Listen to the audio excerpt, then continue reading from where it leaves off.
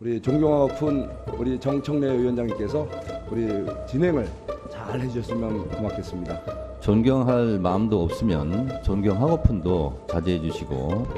예, 존경하고픈 위원장님 식사 잘하셨죠?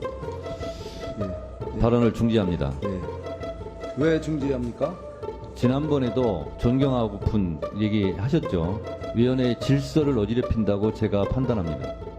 아는데 제가 또 지난번에도 많이 제지를 받고 그래서 제가 가급적 좀 발언을 자제하겠습니다. 모범적인 모습을 위원장님께서 좀 많이 조성해 주시고 네, 진심으로 존경하는 우리 정청래 위원장님, 네, 그리고 우리 동료 의원 여러분, 그럼 국민의힘 의원들이 당시에 야당 법사위원들이 마치 불법적인 출석 요구서 전달 행위를 한 것처럼 말씀하신 것에 대해서 존경하는 정청래 위원장님께서 국민의힘 의원들께 그 부분을 경고해 주셨으면 좋겠습니다. 박은정 의원님은 저를 존경하기 때문에 존경하는 이렇게 붙인 거죠?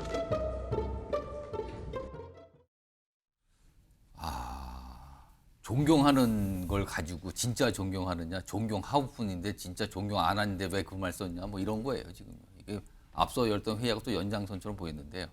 뭐 오늘 시청자 여러분께 전해드리려고 하는 거는 이 내용이 아니고요. 이런 분위기가 있었어요. 그리고요 오늘 법사위원회에서 뭔가 의결이 됩니다. 이게 야당 단독으로 의결이 됐는데 그 내용도 확인해 보겠습니다.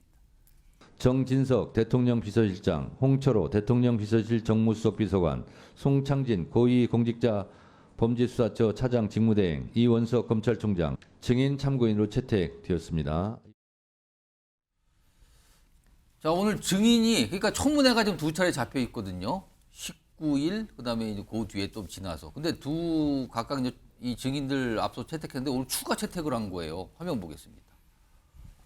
여기 보면 탄핵 청문회잖아요. 여기 보면 이원석 검찰총장, 정진석 비서실장 등 증인 추가 채택이에요. 오늘 여러 명이 됐지만 그 중에서도 검찰총장과 대통령 비서실장이 증인 추가 채택됐습니다. 이거 야당 단독으로 오늘 처리가 된 거예요. 국민의힘 의원들은 퇴장했어요. 최성 변호사 어떻게 보십니까?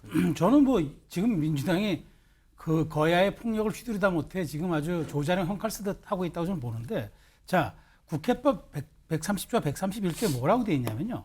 탄핵소추안을 본회의 의결로 법사위의 회부에 조사할 수 있다고 되어 있습니다. 그러니까 말하자면 지금 이건 청문회 자체가 지금 무효예요. 그러니까 왜냐하면 이 탄핵소추안을 그 법사위가 안을 내가지고 조사를 하려면은 본회의 의결이 전제돼야 합니다. 지난번 2일날 그 검사 사명에 대한 탄핵소추안은 본회의 의결로 해서 법사위로 갔어요. 근데 이번에 빠졌어요. 근데 민주당은 이런 얘기를 합니다.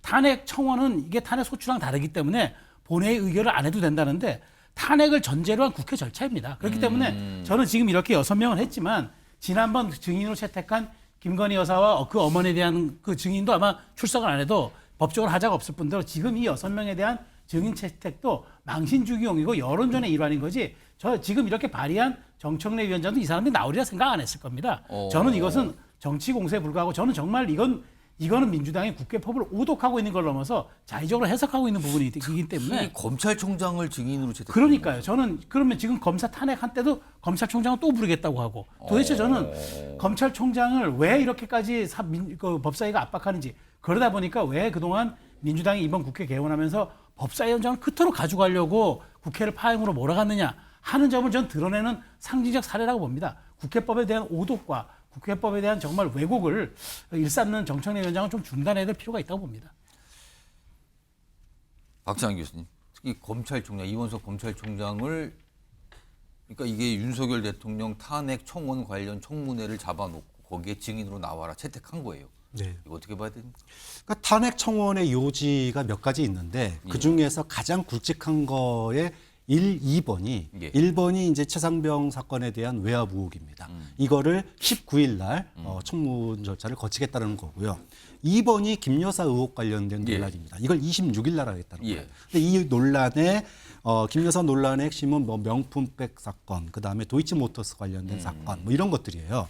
그럼 지금 명품백 관련된 사건이 지금 8개월째 검찰에서 수사하고 있잖아요. 근데 이게 한 번 변곡점을 맞았습니다. 지난 1월 달에 중앙지검 형사 일부에서 예. 김 여사 소환이 필요하다, 소환 조사가 필요하다 이런 의견을 냈는데 결국 묵살이 됐습니다. 이걸 둘러싸고 갈등이 존재하다가 총선 끝나자마자 검찰 인사가 있었어요. 근데 예. 이 인사 끝에 총장의 인사 패싱이 있었습니다. 그때 이원석 총장이 출근길에 마치 성역 없는 수사를 할 것처럼 결기 어린 입을 꾹 다문 모습을 보여줬잖아요. 그런데 그로부터 지금 4개월이 지났습니다. 예. 그런데 김 여사 소환 조사가 아직도 안 이루어지고 있지 않습니다. 당연히 김 여사 의혹 관련된 검찰의 수사가 왜 이렇게 지지부진한지, 예. 그리고 수사진들의 소환 조사가 왜 묵살됐는지, 예. 그리고 검찰총장은 여기에 대해서 수사의 의지가 있는지 이런 부분들을 당연히 확인할 필요가 있죠. 그렇기 때문에 증인으로 부른 거고, 뭐 대통령 비서실장도 마찬가지입니다. 최근에 이 명품백에 대해서 당시에 그 연락을 맡았던 행정관이 예. 김 여사가 이거 당일날 돌려주라고 그랬는데 자기가 그 얘기 듣고 깜빡했다.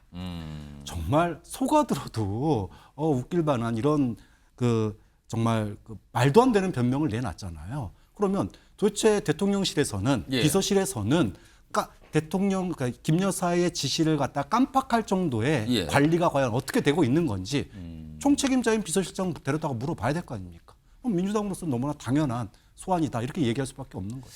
지금 오늘 오후에 이 법사위원회 회의를 열어서 추가 증인들을 추가로 채택한 건데 이게 사실은 예고가 돼 있었어요. 그래서 이제 국민의힘은 뭐 오전부터 이런 데 비판하고 반발하는 목소리를 냈는데 국민의힘에서 나온 목소리 좀 들어보죠. 이재명 대표 수사의 총괄 책임자인 검찰총장까지 청문회 증인으로 채택하겠다는 민주당의 파렴치함에 기가 막힙니다. 피의자가 국회 권력을 갖고서 본인을 수사하는 검찰을 때려 눕히겠다는 것 아닙니까? 법적 근거도 없이 위헌적인 꼼수 청문회를 만들어 마구잡이식으로 46명의 증인과 참고인을 채택한 것이 민주당입니다. 그러니 증인들이 출석 거부를 하는 것은 당연한 정당 방위입니다. 자, 이승환 전 행정관. 네. 근데 현실적으로 채택한 증인들 뭐 예를 들어 검찰총장이라든가 대통령 비서실장 앞서서도 그렇고 네. 좀 안 나온다고 얘기하시면 되고 출석 안 할 거 네. 현실적으로 안 하는 거 아닙니까? 현실적으로? 맞습니다. 저는 이거는 애초부터 예. 그 구성이 안 되는 청원이었고 그런데 그 청원을 바탕으로 해서 이제 입법청문회라는 듣도 보도 못한 첫 번째 그 탄핵 입법청문회를 하겠다는 게 말이 안 됩니다. 이거 청원 누가 했는지 우리 다 알지 않습니까? 권오혁이라는 촛불행동의 대표입니다. 이분 국가보안법 위반으로 전가 5범이고요. 2018년도에 지방선거 출마했을 때 메인 공보물에 자기 사진도 안 넣고 공약으로 주요 공약으로 뭐를 넣냐면 예. 자유한국당을 없애버리겠다로 넣습니다. 그리고 대통령 취임도 하기 전부터 윤석열 정권 퇴직운동 하던 사람입니다. 아, 그렇게 알고 계시는 겁니까? 네. 지금 그걸 처음에 시작하신 네, 분이? 그거를 그 사람이 시작을 했는데 여기에 탄핵의 5가지 사유가 뭡니까? 첫 번째 최상병 사건, 그리고 두 번째 김건희 여사 사건, 예. 그리고 세 번째 북한 그 대북 확성기를 재개. 가지고 재개해서 북한과의 전쟁 조성 이런 내용들입니다. 그런데 국가보안법 위반자 이적 행위자가 그 대북 확성기를 틀어가지고 그 대북 관계에 문제를 일으켰다라고 주장하는 거를 이거를 어떻게 제1당인 민주당이 예. 받아들입니까? 그리고 이 권오혁 이분은 자기가 이 청원을 시작했다고 밝혔을 뿐만이 아니고 예. 본인이 인터뷰를 자처해서 민주당 지도부와 긴밀하게 이야기되고 있다고 합니다. 저는 이런 이적단체 사람, 이런 사람을 어떻게 제1당이 함께 협력 관계로 할 수 있는지 그것 자체가 굉장히 의문이라고 생각하고요. 그리고 국회법에 따르면 예. 국가기관을 모독하기 위한 청문은 수리할 수 없습니다. 대통령은 국가기관입니다. 그리고 청문회법에 따르면 재판이나 수사에 영향을 미칠 수 있는 청원은 받아들일 수 없다고 되어 있습니다. 그런데 이 사건들 도이치모터스나 명품백 사건 예. 그리고 또 최상병 사건도 현재 다 수사 중이죠. 그렇게 위헌이고 위법이고 그 어느 것 하나 맞지 않는 부분에 대해서 예. 어차피 본인들도 성립되지 않는다고 생각하는데 이렇게 하는 거는 저는 다만 선동하기 위한 것이라고 보입니다. 지금 화면에 보이시는 저 장면 다 아시지 않습니까? 대통령실에 이제 출석 요구서 전달하겠다고 나간 것인데요. 예. 저렇게 하면서 정말로 그냥 언론의 가십거리만 만든 거죠. 전 저거 보면서 1년 전에 제가 대통령실 있을 때 고민정 의원과 민주당 의원들이 대통령실 찾아 들어온 장면이 생각났습니다.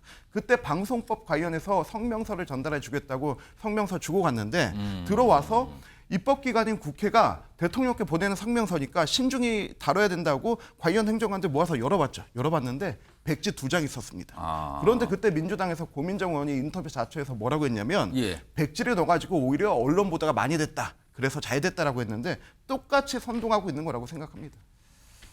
지금 영상에 보시면 오늘 국회 법사위원회 참석한 야당 의원들 그 노트북에다가 뭘 사진을 붙였잖아요. 그때 이제 대통령실 방문했을 때 당시 있었던 모습 이런 걸 아마 이제 붙여놓고 얘기를 하는 것 같네요.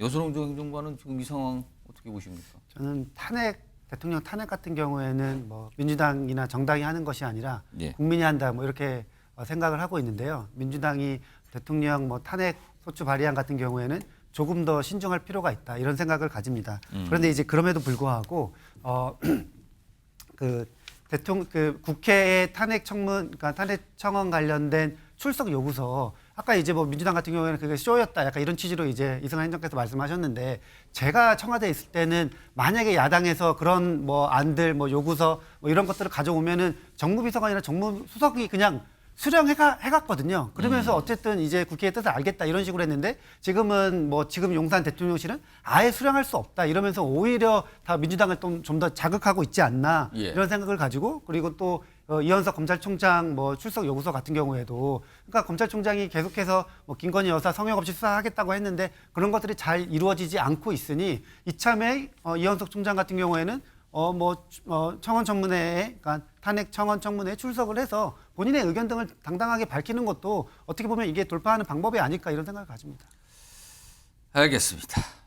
다음 준비된 주제 약간 분위기를 바꿔볼까요? 미국 얘기입니다. 미국도 좀 정치권이 뭐 소용돌이라고 할 수 있겠죠, 지금요. 자, 이 상황인데요. 제목부터 좀 보겠습니다.